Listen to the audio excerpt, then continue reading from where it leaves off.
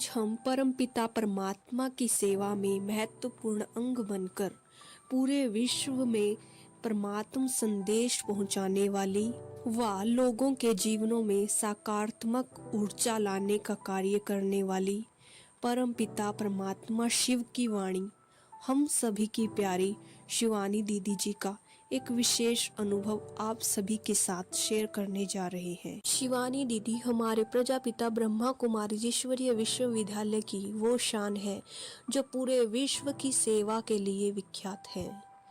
प्रजापिता ब्रह्मा कुमारीज का नाम awakening with Brahma Kumaris के थ्रू शिवानी दीदी ने अनेकों के जीवनों को बदला और आज भी शिवानी दीदी अपने परमात्म वाणी के द्वारा शिव की वाणी बनकर पूरे विश्व में परमात्म ज्ञान को बांट रही है।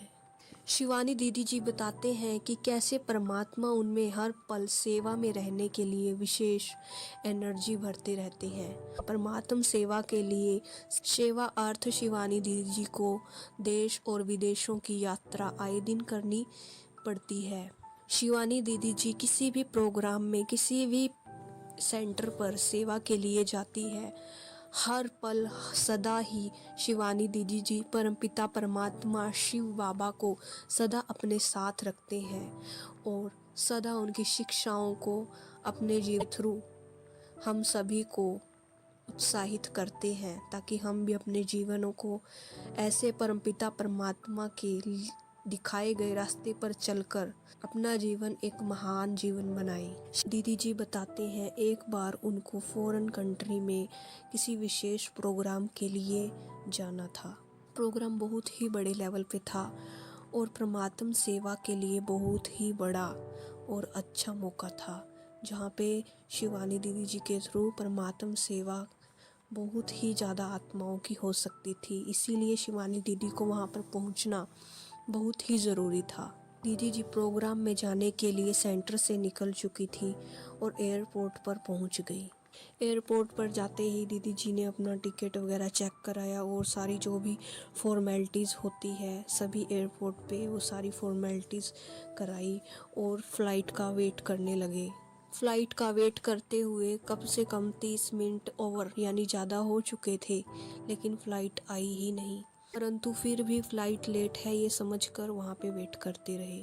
कुछ देर के बाद ही पता चला जिस फॉरेन कंट्री परमात्म सेवा के लिए सेंटर पर आदरणीय दीदी जी को पहुँचना था, उस कंट्री के लिए जो फ़्लाइट आने वाली थी वो फ़्लाइट आज कैंसिल हो चुकी है और प्रोग्राम में जाना बहुत ही ज़रूरी था।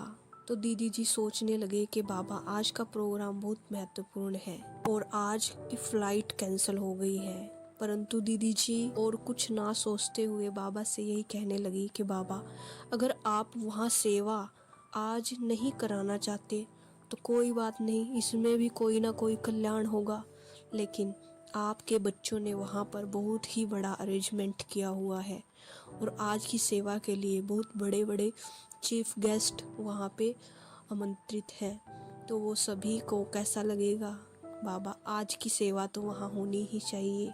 और दीदी जी ने कहा कि बाबा आज तक हम किसी भी सेवा के लिए किसी भी कारणवश कभी भी नहीं रुके हैं, तो आज भला कैसे रुक जाए। आप कुछ ना कुछ अरेंजमेंट ज़रूर करें और जल्दी से हमें वहाँ पे सेवा के लिए जाना है। तो वहाँ पे क्रू मेंबर्स से और वहाँ के कुछ अधिकारियों से बात की गई और पूछा गया कि कोई और फ़्लाइट उस स्थान पर जाती है क्या, तो उन्होंने कहा कि नहीं, आज कोई भी फ़्लाइट वहाँ जाने के लिए नहीं है, आज आप वहाँ पे पहुँच ही नहीं सकते।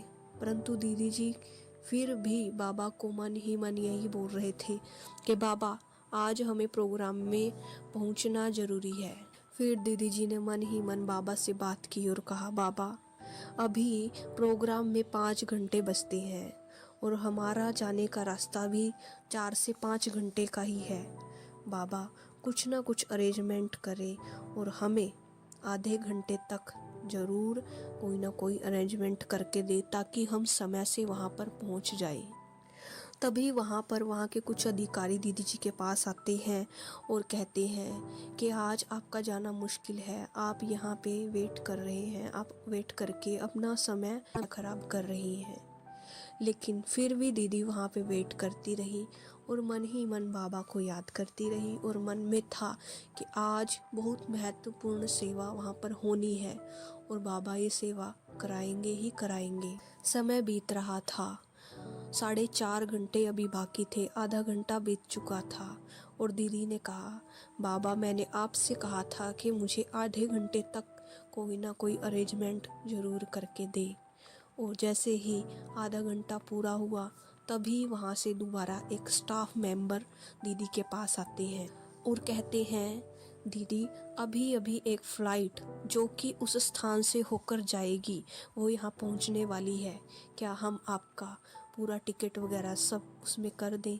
तो दीदी जी ने बिना किसी देरी के अपनी सारी फॉर्मेलिटीज़ पूरी कराई और बाबा को साथ लेकर के उस भव्य प्रोग्राम में, जहाँ पर बाबा के हजारों बच्चों की सेवा होनी थी, उस प्रोग्राम में पहुँचे। और उस सेंटर पर पहुँचने के बाद दीदी जी ने सारी बात बताई और बाबा का धन्यवाद और शुक्रिया किया। तो देखा आपने, परमात्मा अपनी अथक सेवाधारी बच्ची से सदा ऐसे ही सेवा कराते हैं। और ख़ास बात हमारी शिवानी दीदी जी की ये है कि वो सदा सेवा पर रहते हुए कभी भी थकावट वगैरह कभी भी महसूस नहीं करते और सदा परमात्म सेवा के लिए एक अथक सेवाधारी बनकर सदा सेवा में तत्पर रहते हैं।